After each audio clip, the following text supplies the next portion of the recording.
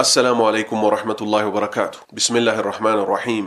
الحمد لله رب العالمين والصلاة والسلام على رسول الله وعلى آله وصحبه أجمعين. إن شاء الله تعالى زاري رمضان سمنتين كنو زاري دمو لاستوساتشو مفلقو ملكتين محمد صلى الله عليه وسلم ما ناتشو ميلون ባጭሩና ያለን ማለት ነው። እንደሚታወቀው አላሁ ሱብሓነሁ ወተዓላ ከሰባት ሰማያት በላይ ከውሃው በላይ ከአርሹ በላይ ከፍ ብሎ ያለ ታላቅ አምላካችን ነው። እኛን ደግሞ እዚህ ምድር ላይ የፈጠረበት ዋና ዓላማ እሱም በብቸኝነት እንድናመልከው ነው። ይህንን አምልኮ ግን ለእያንዳንዱ ህዝብ እንዲያሳዩ በየዘመኑ የላካቸው መልእክተኞች አሉ። ለምሳሌ የመጀመሪያው መልእክተኛ ትላንት እንዳየነው ኖህ ናቸው ብለናል። እንደነ ኢብራሂም፣ እንደነ ሙሳ፣ እንደነ ኢሳ፣ እንደነ ዳውድ፣ ሱለይማን፣ ዘከሪያ፣ ያዕቁብ፣ ዩሱፍ፣ ዩኑስ፣ የህያ የተለያዩ መልእክተኞች አሉ። አላህ ብዙ መልእክተኞች ልኳል። ወኻተመሁም የመጨረሻቸው ደግሞ ማናቸው? ነብዩ ሙሐመድ ናቸው ሰለላሁ ዐለይሂ ወሰለም። ቀብር ውስጥም ገብተን ምንጠየቀው የመጀመሪያ 3 ጥያቄዎች ውስጥ ጌታህ ማን ነው? ሃይማኖትህ ምንድነው? ከዛስ በእናንተ መሃል የተላከው መልእክተኛ ማን ነው ተብሎ ስለ ነብዩ ሰለላሁ ዐለይሂ ወሰለም እንጠየቃለን ማለት ነው። ስለዚህ ስለሳቸው ማወቅ ግድ ይለናል። መጀመሪያ የተላኩበት ዓላማ በአጭሩ ምንድነው? ከዛ ወደ ዘር ሐረጋቸው ባላህ ፍቃድ እንገባለን ማለት ነው። የተላኩበት ዋና ዓላማ አርሰለሁላህ አላህ እኮ ልኳቸዋል ሊናሲ ለሰው ልጆች በጠቅላላ ማለት ነው። ዩአሊሙሁም ሊያስተምሩ ለሰው ልጆች አልኢስላም እስልምና ሊያስተምሩ ለሰው ልጆች በጠቅላላ ተልከዋል። በአተሁላህ አላህ እኮ ላካቸው ቢኒዛረቲ በማስጠንቀቅ አን ሽርኪ ከሽርክ ከማስጠንቀቅ ወየድዑ ይጣሩ ዘንድ ኢለ ተውሂድ ወደ ተውሂድ ይጣሩ ዘንድ ማለት ነው። የተላኩበት ዋና ዓላማው አስኳሉ ይሄ ነው። የተላኩበትን ዋና መልእክት በአጭሩ አየን ማለት ነው። ሁለተኛ የዘር ሐረጋቸው ምን ይመስላል? የዘር ሐረጋቸው ሙሐመድ ኢብን አብድላህ ኢብን አብደል ሙጠሊብ ኢብን ሃሺም وهاشم من قريش وقريش من العرب والعرب من ذرية إسماعيل ابن إبراهيم الخليل عليهما وعلى نبينا أفضل الصلاة والتسليم. ترجو محمد يبالان لكو سماتشو بيتسبيع وطالاتشو سم محمد نو الله راسو بقرآن لي محمد رسول الله محمد كوي الله ملك تنيانو علاتشو محمد بتشاقنا يدل ميساتشو سم أحمد ميبالالو ماهي ميبالالو حشر ميبالالو ስለዚህ ሌሎች ስሞችም እንዳላቸው በዚሁ ልናቅ ይገባል ማለት ነው። ኢብን ማለት ልጅ ማለት ነው። የማ ልጅ ናቸው እሳቸው? አብደላህ አባታቸው ስሙ አብደላህ ይባላል። ስለዚህ እሳቸው ከምን የተገኙ ናቸው ማለት ነው? ከሰው የተገኙ ናቸው። እናት አላቸው ደግሞ ልክ እንደማንኛውም ሰው ከእናት ማህፀን ነው የወጡት። እናታቸው ደግሞ ማን ትባላለች?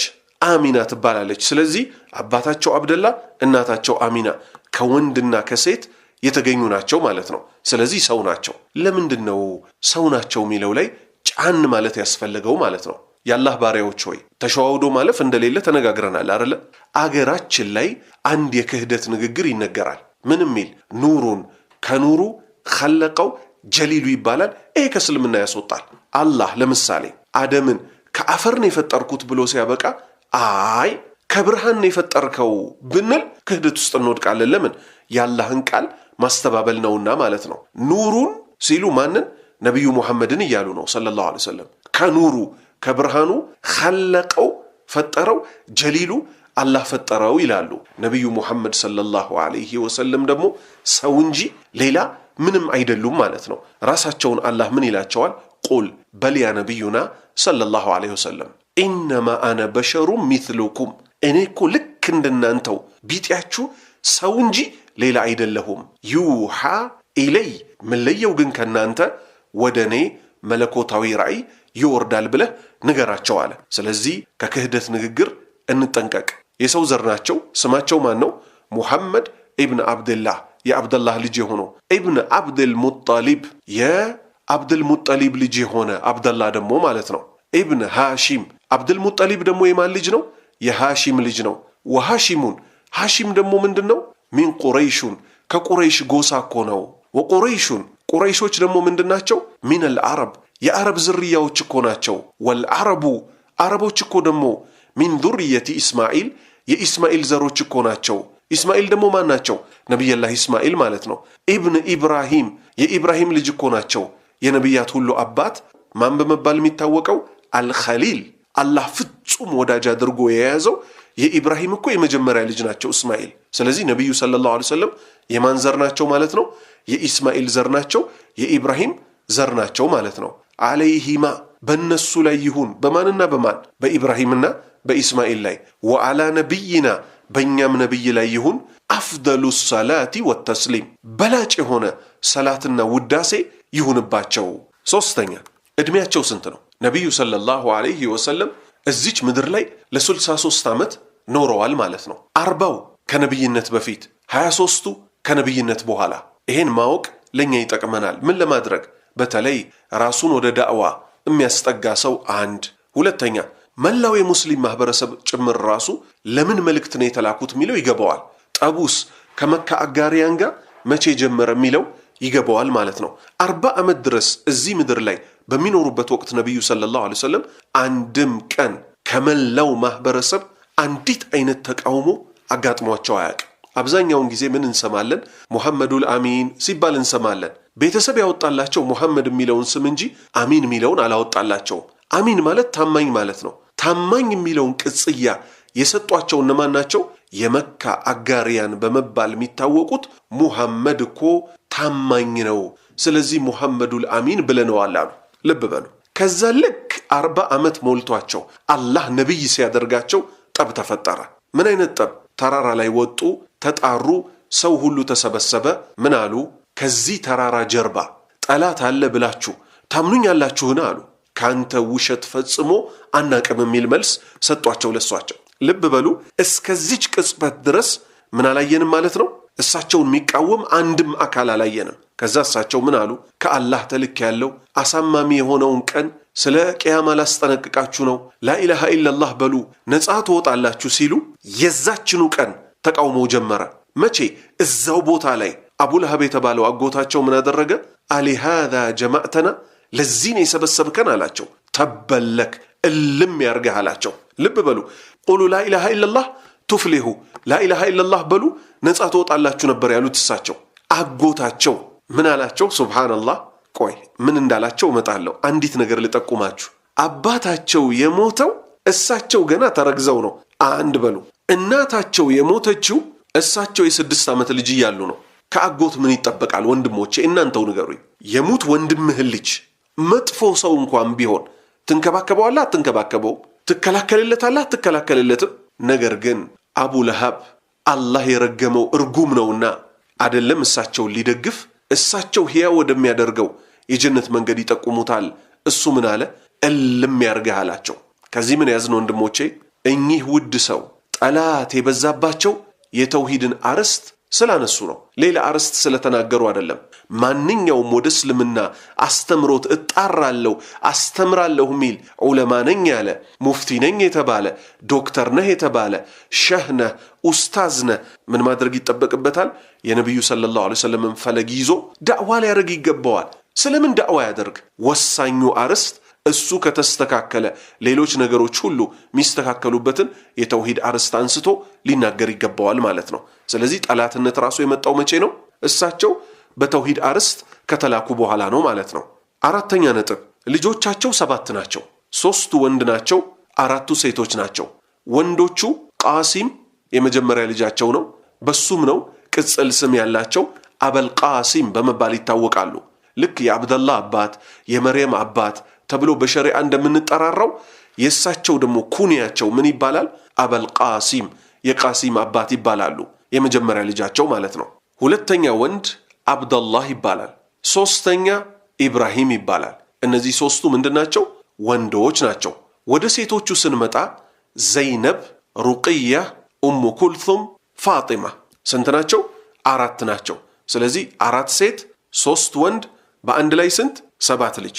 ነቢዩ ሰለላሁ ዐለይሂ ወሰለም ታላቁ የትዕግስት አስተማሪያችን ናቸው። እሳቸው በሕይወት እያሉ 6 ልጅ ቀብረዋል፣ ከ7 ልጆች ማለት ነው። ልብ በሉ። አንድም ቀን ግን አላህን አማረው አያውቁ። ልጃቸው ፋጢማ ሴቷ ማለት ነው በጣም ውድ ናት እሳቸው ዘንድ። አካሄዷ ልክ እንደ አባቷ የተባለላት የአባቷ እናት ናት የተባለላት ሴት ናት። ምን በማድረግ ለአባቷ በጣም ተንከባካቢ ውድ ሴት ስለነበረች ማለት ነው። 6ቱ ልጆች ሞተው እሷ ብቻ ቀረች። እሳቸው ሲሞቱ ኃይለኛ ለቅሶ አለቀሰች፣ ኃይለኛን ሳቅ ሳቀች። ምን አድርገዋት? ጠጋ አደረጉና እሳቸው የሞት አፋፍ ላይ ባሉበት ሰዓት ጠጋ አድርገው የሆነ ነገር ነገሯት። በጣም አለቀሰች። አሁንም ድጋሚ ጠጋ አድርገው በጆሮዋ ሌላ ነገር ነገሯት። በጣም ሳቀች። ይሄ ምንድን ነበረ? በዚህ በሽታዬ ነው የምሞተው ብለው ሲነግሯት እሷ በጣም አለቀሰች አዝና። ከቤተሰቦቼ ቀድመሽ የምትገናኘኝ አንቺ ነሽ ሲሏት ደግሞ በጣም ምን ሆነች ማለት ነው? ደስ አላት ማለት ነው። ልብ በሉ፣ ይሄን የመሰለ የፍቅር ህይወት ያሳለፉ ታላቅ ግለሰብ ነበሩ ማለት ነው። አምስተኛ ነጥብ፣ ሚስቶቻቸው 11 ናቸው። የመጀመሪያ ሚስታቸው ኸዲጃ ቢንት ኹወይሊድ ትባላለች ረዲየላሁ አንሃ። አላህ መልካም ስራዋን ይውደድላትና ነቢዩ ሰለላሁ ዐለይሂ ወሰለም እሷ ሞታ እንኳን ፍቅሯ ሊለቃቸው አልቻለም። ለምን? የእስላም ታላቅ ባለውለታ ናት። ሐታ እነ አኢሻ ረዲየላሁ አንሃ ቅናት እስኪገባቸው ድረስ ማለት ነው። ለምን? በህይወት እንኳን ሳትኖር የእሷ ፍቅር በጣም ውስጣቸው ገብቶ ነበር። አላሁ ስብሓንሁ ወተዓላ እዚህ ምድር ላይ እያለች ሰላምታ ልኮባታል። የቃሲም እናት ኸዲጃ ረዲየላሁ አንሃ የእስላም ባለውለታ ከታላላቅ ውድ ሴቶች ውስጥ በኢስላም ታሪክ አንደኛዋ ኸዲጃ ናት ማለት ነው። ነቢዩ ሰለላሁ ዐለይሂ ወሰለምን አይዞህ ምንም አትሆንም በማለት አጠገባቸው ሆና በገንዘብ በስንት ነገር ያበራታች ናት። ልብ በሉ የታላቅነቷን እሳቸው ዘንድ ምን ያህል ልባቸው ውስጥ ቦታ እንደነበራት ማወቅ ከፈለግን ይሄንን እንስማ። እሷ የሞተችበት ዓመት ምን ተብሎ ይጠራል ማለት ነው? አመል ሁዝን፣ የሐዘን ዓመት ተብሎ እስኪጠራ ድረስ ማለት ነው። ሁለተኛ ሚስታቸው አኢሸት ረዲየላሁ አንሃ የአቡበክር ስዲቅ ልጅ የሆነችው አኢሻ ናት። እቺም ታላቅ የምእመናን እናት የነቢዩ ሰለላሁ ዐለይሂ ወሰለምም ሆነ የኢስላም ባለውለታ ናት። ነቢዩ በጣም ይወዷት ነበር። ሐታ ነቢዩ ሰለላሁ ዐለይሂ ወሰለም ሞት አፋፍ ላይ ሆነው እሷ ደረት ላይ ነው ሕይወታቸው ያለፈው ማለት ነው። ሶስተኛ ሚስታቸው ሐፍሳ ቢንት ዑመር የዑመር ብኑ ኸጣብ ልጅ የሆነችው ሐፍሳ ናት ማለት ነው። ባሏ ሲሞትባት ነቢዩ ሰለላሁ ዐለይሂ ወሰለም አገቧት ማለት ነው። ነቢዩ ሰለላሁ ዐለይሂ ወሰለም ከአኢሻ ውጪ ልጃገረድ የሆነ ሴት አላገቡም። 11ዱም ሚስቶቻቸው ከማን ኸዲጃን ጨምሮ ሁሉም ባላግብተው የፈቱ ባል የሞተባቸው ነበሩ። እኚህ ናቸው የእኛ ነቢይ የሴቶች ጉዳይ በጣም የሚያሳስባቸው፣ የየቲሞች ጉዳይ በጣም የሚያሳስባቸው የታላቅ ስብዕና ባልተቤት የሆኑት ውዱ ነቢዩ ሰለላሁ ዐለይሂ ወሰለም። ለምሳሌ ኡሙ ሰለማ የሰለማ እናት በመባል የምትታወቀው፣ አቡ ሰለማ በመባል የሚታወቀው ታላቁ ሶሐባ ባሏ ሞቶባት በጣም አዝና ምን ስትል ስታለቅስ ነቢዩ ሰለላሁ ዐለይሂ ወሰለም ከጀርባዋ አለፉ። አረ ሶብር አድርጊ፣ ታገሺ፣ አላህ በተሻለ ይተካሻል አሏት ሊያጽናኗት። እሷ ምን አለች? ከአቡ ሰለማ ወዲህ ደግሞ ማን ይመጣል አለች። በጣም እንግዲህ ውድ ሰው ነበር። ጎዳት የእሱ ሐዘን። ነቢዩ ሰለላሁ ዐለይሂ ወሰለም የምርጦች ሁሉ ምርጥ የማይተካቸው እሳቸው አገቧት ማለት ነው። እንዲህ አይነት ሰው ነበሩ እሳቸው። አራተኛ ሰውዳ ቢንት ዘምዓ አራተኛ ሚስታቸው ደግሞ ሰውዳ ትባላለች። አምስተኛ ዘይነብ ቢንት ኹዘይማ። ስድስተኛ ኡሙ ሰለማ ሂንድ ቢንት አቢ ኡመያ። ሰባተኛ ዘይነብ ቢንት ጃሕሽ። ስምንተኛ ጁዌሪያ ቢንት አልሓሪት። ዘጠነኛ ሶፊየቱ ቢንት ሁየይ።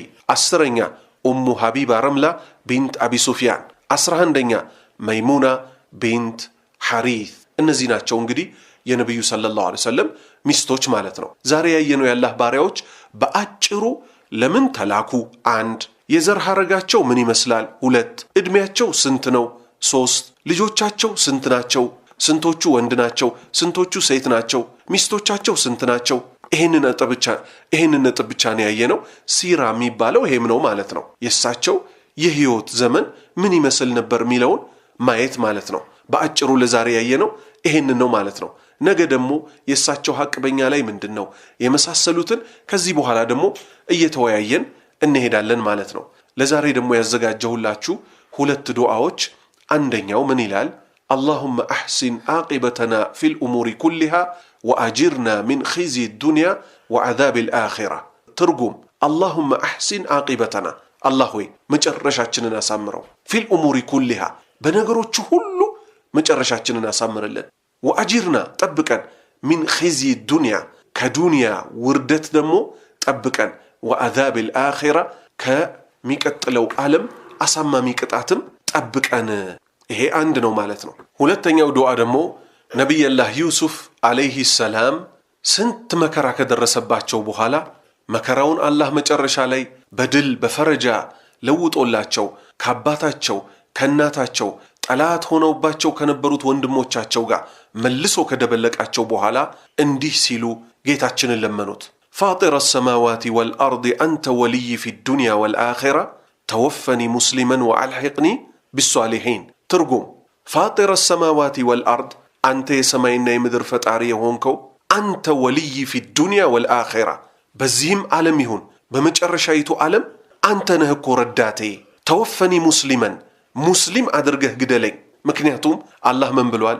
ያ አዩሃ الذين آمنوا اتقوا الله حق تقاته ولا تموتن إلا وأنتم مسلمون እናንተ ያመናችሁ ሆይ አላህን የሚገባው የሆነ ፍራቻ ፍሩት ሙስሊሞች ሆናችሁ ቢሆን እንጂ እንዳትሞቱ። ሙስሊም ሳይሆን ወደሚቀጥለው ዓለም የሄደ ሰው አለቀለት፣ አሳማሚ ቅጣት ተዘጋጅቶለታል። ተመልከቱ፣ እሳቸው ነብይ፣ አባታቸው ነብይ፣ አያታቸው ነብይ፣ ቅድመ አያታቸው ነብይ የሆኑት ዩሱፍ አለይሂ ሰላም ምን አሉት? ተወፈኒ ሙስሊመን ሙስሊም አድርገህ ግደለኝ፣ ወአልሂቅኒ ቢሷሊሂን በመልካሞቹም አስጠጋኝ ሲሉ አላህን ለመኑት ማለት ነው። እኛም ሁል ጊዜ ሙስሊም አድርገህ ግደለን፣ ዝርያዎቻችንን ሙስሊም አድርግልን፣ ከሽርክ ከክህደት ጠብቀን ብለን ጌታችንን ልንለምነው ይገባል ማለት ነው። የአላህ ባሪያዎች ሆይ የዛሬ ትምህርቴን በዚህ ጨርሻለሁ።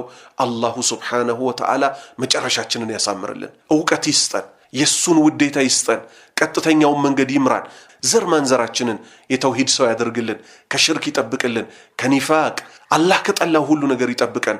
ወሰለላሁ ዐላ ነቢይና ሙሐመድ ወዐላ አሊሂ ወሰሕቢሂ አጅመዒን። ሱብሓነከ አላሁመ ረበና ወቢሐምዲክ አሽሀዱ አን ላ ኢላሃ ኢላ አንት